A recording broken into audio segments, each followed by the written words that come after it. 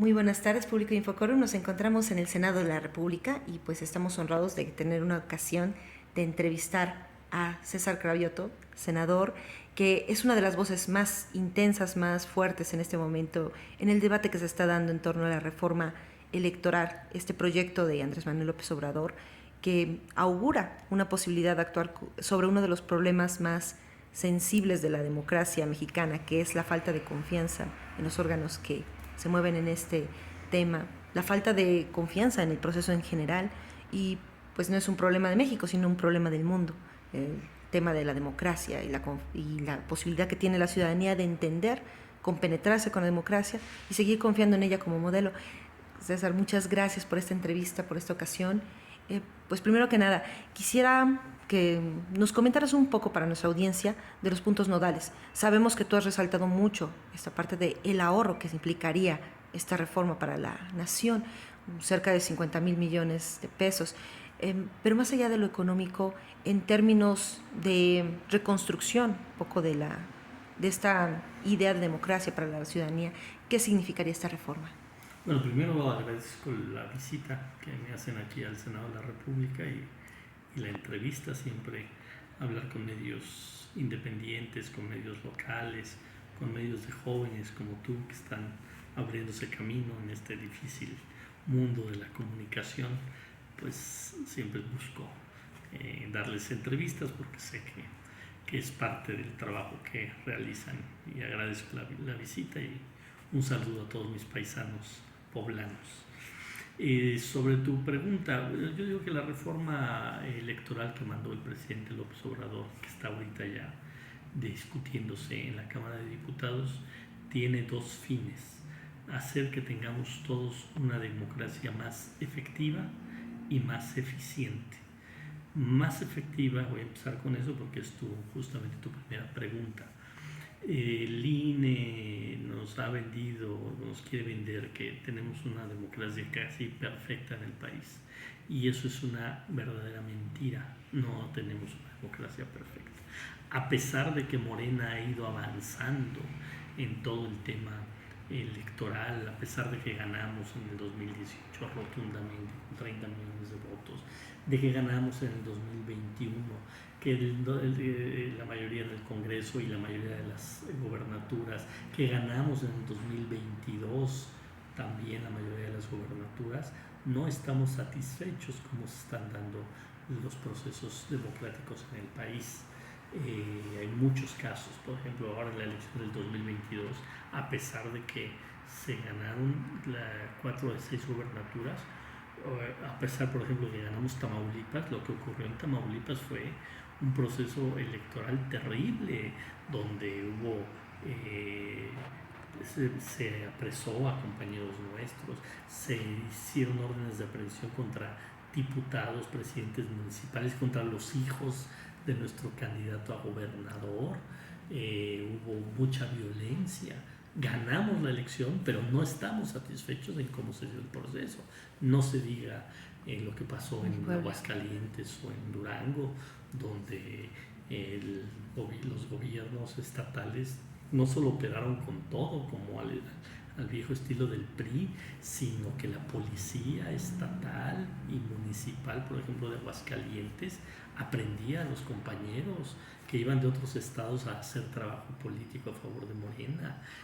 Los encerraban en los hoteles donde estaban hospedados, les sembraban armas, les sembraban droga, o sea, un hostigamiento. Yo no veo que el jefe de la policía de Aguascalientes esté siendo procesado por estos actos intimidatorios. Y lo que vimos, por ejemplo, con la forma en que el INE se comportó en lo de la revocación de mandato, pues parecía un opositor a que se diera esta consulta tan importante en el país. En lugar de que el órgano que era el encargado de organizarlo se enfocara en organizarlo bien, pues parece que su tarea era boicotear cada paso que se daba en este proceso de la consulta de revocación de mandato.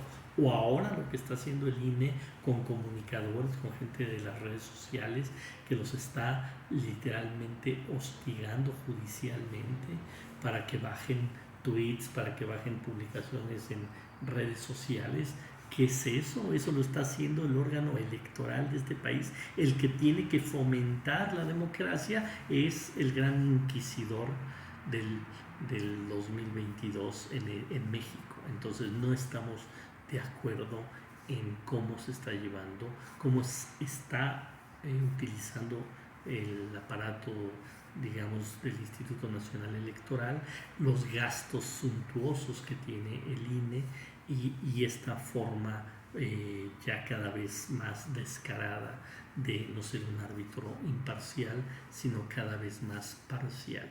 Entonces no estamos satisfechos. En este sentido, ¿qué queremos? Queremos un instituto que organice elecciones, que organice consultas mucho más austero, que no le deba los cargos a las burocracias de los partidos, que no le deba los cargos a los diputados que los eligen, sino que sean elegidos de manera libre por el voto secreto y directo de la gente. Y eso creo que nos ayudaría mucho a que pues quienes encabecen este órgano pues no le rindan cuentas a los presidentes de los partidos, que no se lleven de abrazo y apapacho como vimos en los últimos audios entre Lorenzo Córdoba y Alito Moreno, el presidente nacional del PRI, sino que haya una verdadera independencia del órgano electoral. Esa es la parte de hacerlo más efectiva los procesos democráticos en el país, las elecciones en el país, las consultas en el país. Y hacerlo más eficiente es que gastemos menos. Hoy la democracia mexicana es muy cara, pero no solo la democracia mexicana, lo que resulta de los procesos electorales es muy caro. ¿Qué estamos pidiendo? Menos senadores, de 128 a 96, menos diputados, de 500 a 300, menos diputados en los congresos locales, menos regidores, menos síndicos, menos burocracia en los tribunales electorales, menos burocracia en los institutos electorales, que no haya duplicidad entre Instituto Electoral Nacional y los OPLES, los organismos locales. Entonces, todo eso nos daría un ahorro. Hay estudios que hablan de 25,000 millones, pero hay otros que hablan de hasta 50,000 millones de pesos. ¿Qué lograríamos con este recurso?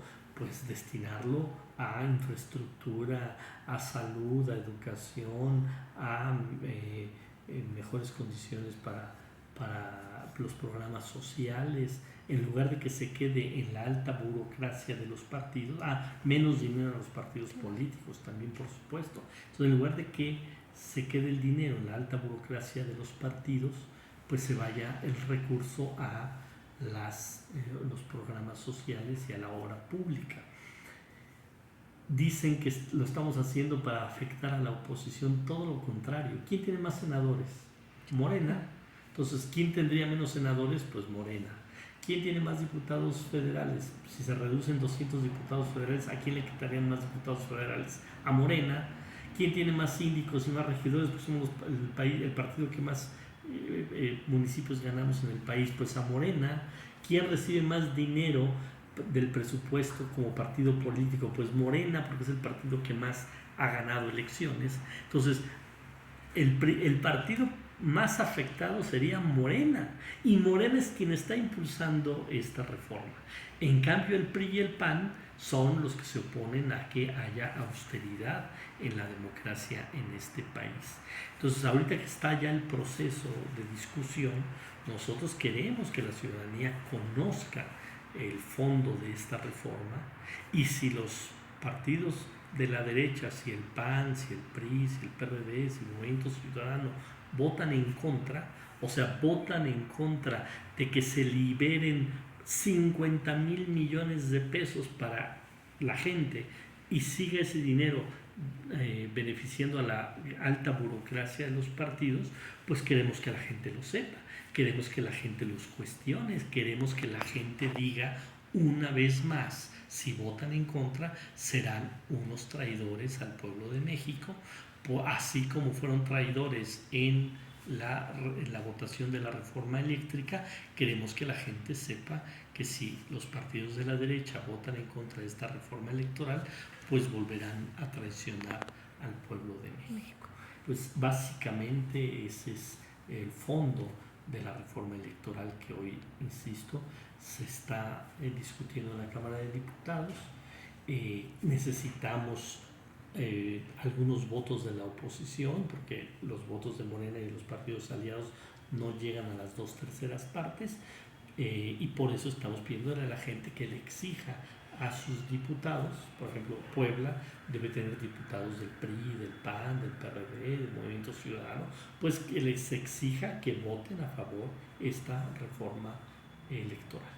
Claro, y entre muchos puntos importantes de esto, la noción de que el INE ahorita actúa como un órgano inquisidor es quizás una de las que más resuena entre la ciudadanía, porque definitivamente el comportamiento entre la corrupción y la limitación de la libertad que comete, a contraste de la forma en que es permisivo con quienes abusan claramente del sistema electoral, como tenemos un doloroso ejemplo en Puebla. Nosotros pasamos un proceso muy traumático, lo digo así porque en 2018 de verdad varios estábamos profundamente decepcionados de ver una fiesta nacional de democracia, el triunfo de Andrés Manuel López Obrador, opacado por lo que fue un proceso electoral estatal que nos mataron el júbilo realmente. O sea, es lleno de corrupción, lleno de permisión de violaciones claras a los derechos electorales de los ciudadanos, y que además culminó con un proceso en tribunales en donde todos esperábamos que se cayera lo que fue abiertamente un fraude,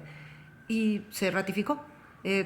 Creo que ese es uno de los temas que más nos afectan, pero también está esto de que la reforma que proponen habla de un cambio de conceptos incluso. Desde el nombre mismo, el incluir el tema de las consultas, que parece ser una de las cosas que no comprende bien el INE.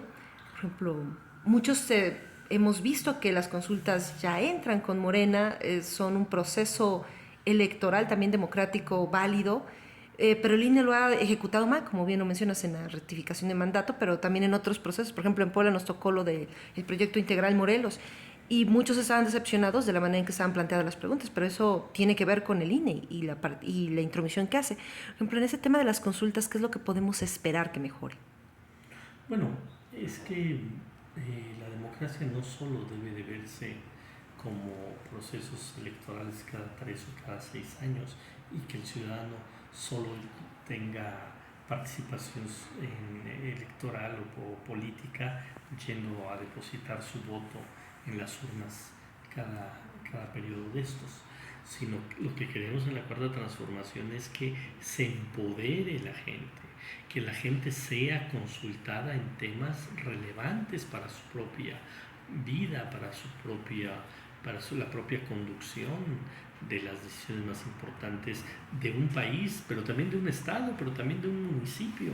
O sea, cada día tenemos que darle más herramientas a la gente. Si se piensa privatizar un parque en un municipio, pues que la gente pueda decidir si queremos que se privatice y se construya vivienda, o queremos seguir manteniendo el parque. Eso que en México todavía no hemos llegado a esos niveles, en otros países más avanzados democráticamente, todo el tiempo son consultas para que la gente decida pues sobre su entorno, sobre su territorio, sobre su colonia, sobre su pueblo, sobre su barrio. Entonces, queremos empoderar a la gente a través de estas consultas. ¿Qué dicen los que no les gusta esto? No, que es puro gasto, no que es puro derroche, no.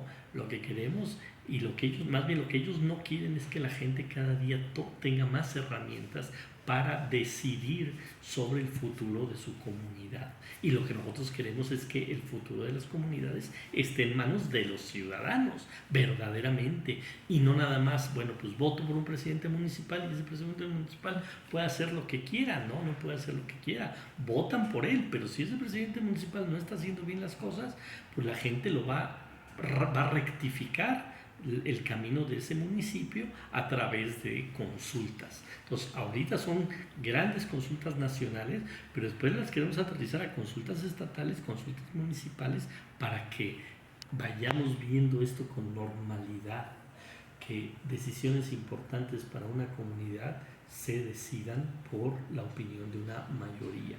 Si eso logramos instaurarlo en México, pues ya cada día el empoderamiento de la sociedad va a ser mayor y los que somos servidores públicos, los gobernantes, pues cada día tendrán que acatar más la decisión de la gente y no decir, a mí me votaron por 3 años, a mí me votaron por 6 años y puedo hacer lo que quiero.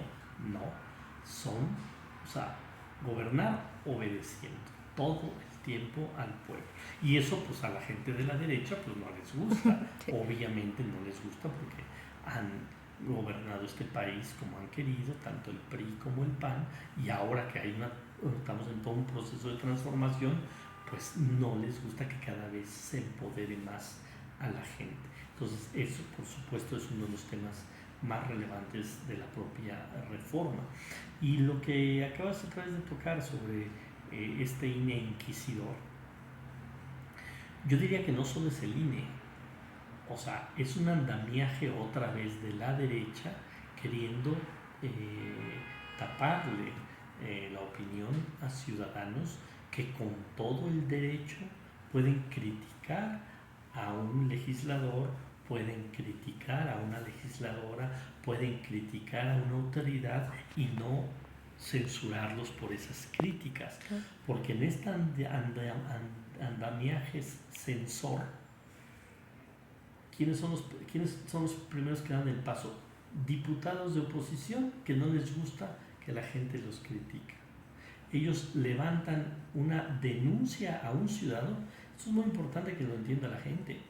O sea, ese diputado que fue y te tocó la puerta para que votaras por él y que tal vez el ciudadano le dio su voto, sobre todo del PAN, del PRD y del PRI, si lo criticas, ahora te va a demandar judicialmente. Imagínense qué aberración. Un diputado que toca la puerta de un ciudadano para que le den su voto, si no le gusta cómo lo criticas como ciudadano, te demanda en los tribunales electorales y ante el Instituto Nacional Electoral. En lugar de que el INE tutele el derecho de los ciudadanos a manifestarse libremente, le da cabida a esa denuncia, se van a los tribunales y los magistrados, en lugar de darle el derecho al ciudadano a poder criticar libremente a sus autoridades y a sus representantes populares, le dan cabida y empiezan a sancionar a ciudadanos y le empiezan a decir: no puedes criticar a tu diputado, háganme el favor.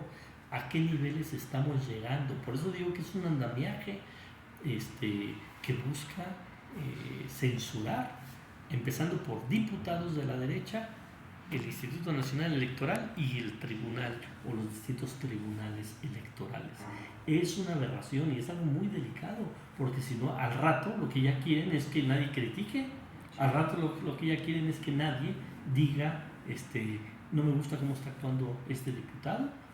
¿Por qué? Porque este diputado está yendo en contra de mis intereses como ciudadano. Están anteponiendo los intereses del representante popular sobre sus representados, que son los ciudadanos. Por eso vamos a dar la batalla, y yo ayer me reuní con algunas personas de las redes sociales y les dije que en lo que les pueda ayudar en esta lucha por defender la libertad de expresión lo voy a hacer, porque es muy grave lo que está pasando, y es todavía más grave que esté pasando con diputados de oposición, sobre todo del PRD y del PAN y también del PRI, con el Instituto Nacional Electoral, que tiene que fomentar la libertad de expresión, y con el Tribunal Electoral, que igual tiene que fomentar la libertad de expresión, y lo que quieren es acallar a los ciudadanos. Y eso además es un andamiaje que está socavando las posibilidades de desarrollo de México a nivel muy profundo. A principios de año un artículo muy sonado de The Economist respecto a la erosión democrática, esta parte de la falta de confianza en la democracia, que en 2021 se intensificó mucho por la pandemia en muchos países, lo que de por sí era un proceso complicado de relación entre los ciudadanos y la base democrática, o más bien la base de las nociones democráticas, se ve mermado, se ve dolido a partir de circunstancias globales que con ese tipo de nociones de las que parte el INE, pues están peor aún, vaya, no se pueden desarrollar. Me parece que ustedes están poniendo el ojo en algo que pues muchos nos preguntamos cómo va a operar, porque si bien 2018 significó una transformación para el país en términos de volver a creer que el pueblo puede ganar una elección, todavía hay mucho pueblo que no puede pasar de la decisión de apoyar a Obrador como persona a el proyecto en sí mismo, y que se siente frustrada, tal vez confundida, y está un poco desafiada también al ver, por ejemplo, el proceso electoral reciente de Morena interno, que tuvo algunos problemas, que el INE definitivamente no ayudó. O sea, creo que viene un desafío también para Morena a la par de esta reforma electoral, ayudar al ciudadano que entienda cómo tiene que caminar para relacionarse con esa democracia y entender que va más allá de la personalidad.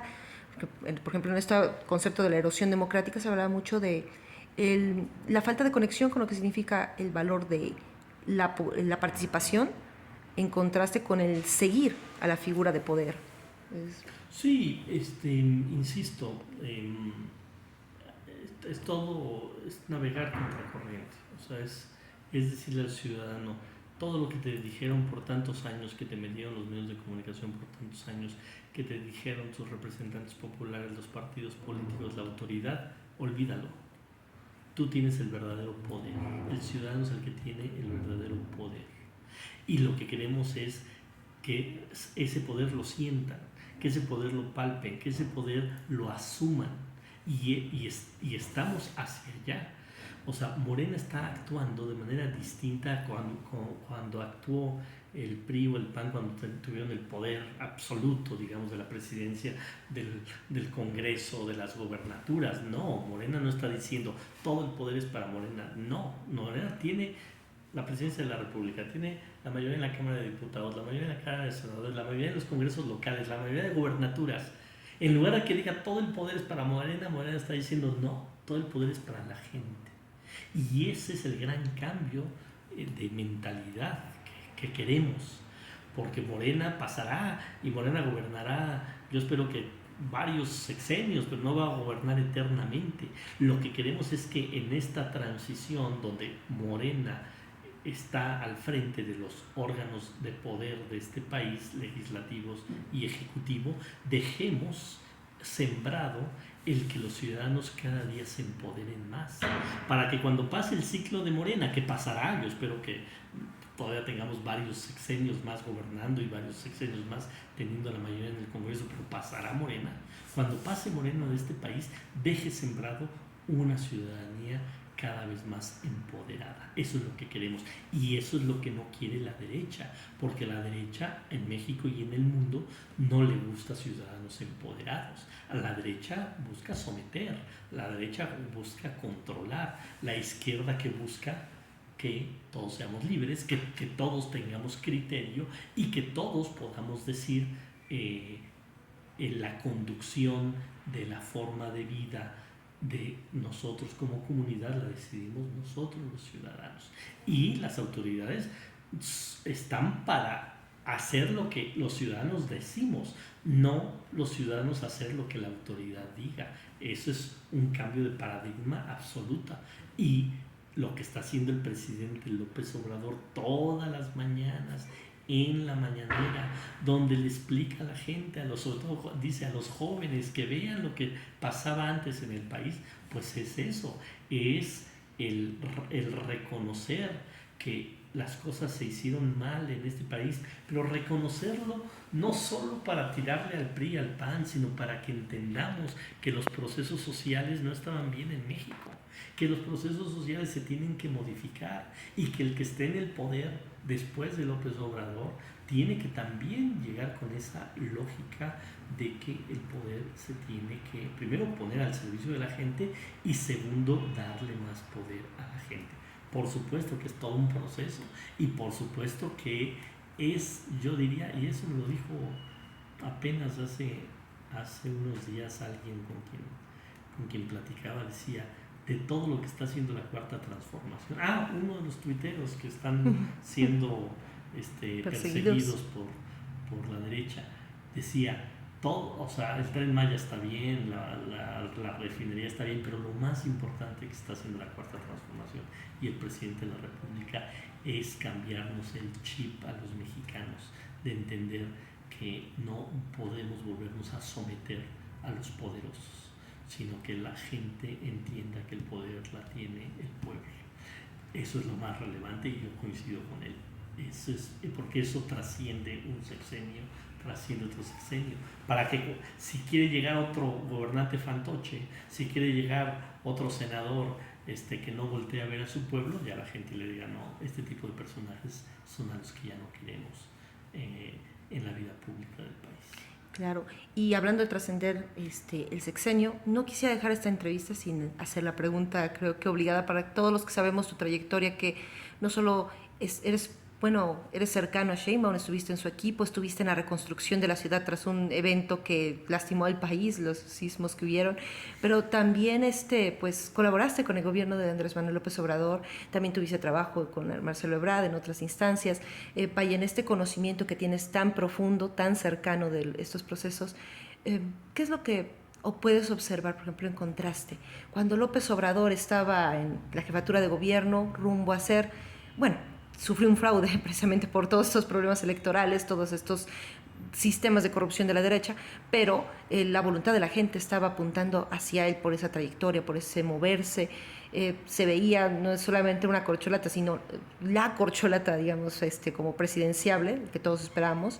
Y ahora encontrarse, por ejemplo, con lo que pasa con Sheinbaum, con Marcelo Ebrard, ¿qué observas en la gente, en cómo ha calificado, por ejemplo, esta jefatura de gobierno y este paso que vamos a dar a 2024? Porque en labios de muchos ya está. Los tres presidenciables son queridos, tienen trayectoria, son personas que tienen todas las cartas para hacerlo, pero quizás Sheinbaum es la que ha brillado más, sobre todo en opinión del pueblo. ¿Cuál es tu opinión de esto? Bueno, primero que la doctora Sheinbaum ha hecho un excelente trabajo como jefa de gobierno, ha transformado, por ejemplo, el tema de la movilidad en la Ciudad de México, sobre todo en las zonas más alejadas, más pobres de la ciudad, pues se ha invertido miles de millones de pesos pues, para que tengan medios de transporte muy novedosos.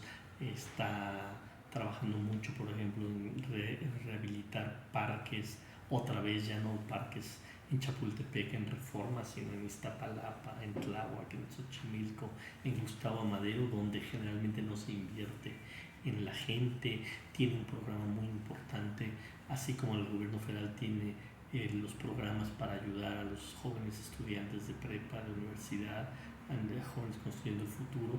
Ella, todos los jóvenes, todos los niños de preescolar, primaria y secundaria tienen una beca en la Ciudad de México, ha profundizado los programas sociales, la política para bajar la delincuencia en la ciudad ha dado frutos de manera muy relevante en la Ciudad de México. La verdad es que, como bien dices, yo trabajé 2 años y medio en su gobierno, en su gabinete en el área de la reconstrucción de la Ciudad de México. Yo no la conocía tanto, pues digo, la conocíamos como compañeros de movimiento, etcétera, pero nunca había trabajado con ella. La verdad es que es una persona muy disciplinada, trabaja a la par de López Obrador, o sea, empieza a las 6 de la mañana y termina hasta altas horas de la noche, de lunes a domingo. Es muy como buena científica, pues no es alguien que te da una tarea y después te dice nos vemos en 6 meses a ver cómo va, ¿no? Le da seguimiento con método a cada uno de los programas relevantes que tiene la Ciudad de México. Es una mujer con fuerza, es una mujer decidida, es una mujer que sabe, que tiene la sensibilidad de una mujer, pero la fuerza de una dirigente social y una dirigente política, la verdad, de manera muy importante. Yo creo que el proceso que se está llevando al interior del movimiento es muy interesante, donde cada uno de los compañeros, compañeras que aspiran a tomar la estafeta que va a dejar el presidente López Obrador, están haciendo su trabajo y todos son respetables, todos son honorables, todos los compañeros que apoyan a otros compañeros pues merecen todo nuestro respeto. Tenemos que ahondar en la unidad, no debemos de dividirnos en este proceso, pero yo en particular estoy promoviendo el trabajo que ha hecho la doctora Sheinbaum, porque me parece que es la persona más adecuada para tomar esta estafeta que deja del presidente López Obrador. Un diagnóstico más que importante y que compartimos además. Hemos visto su trabajo y ciertamente una científica en el poder significa también un cambio de concepción en muchos sentidos, que abre esperanzas para muchos. Así es, abre muchas esperanzas para muchos, como también lo abre este proceso de reforma electoral que pues vamos a dar seguimiento. Y muchísimas gracias por tu tiempo. Nuevamente estamos... Gracias por la entrevista, y cada vez que tengan algún tema que quieran que opine, aunque no vengas para acá, me eches una llamada, te doy una entrevista telefónica. Por supuesto que me interesa mucho que todos los medios como el de ustedes pues siempre tengan acceso pues a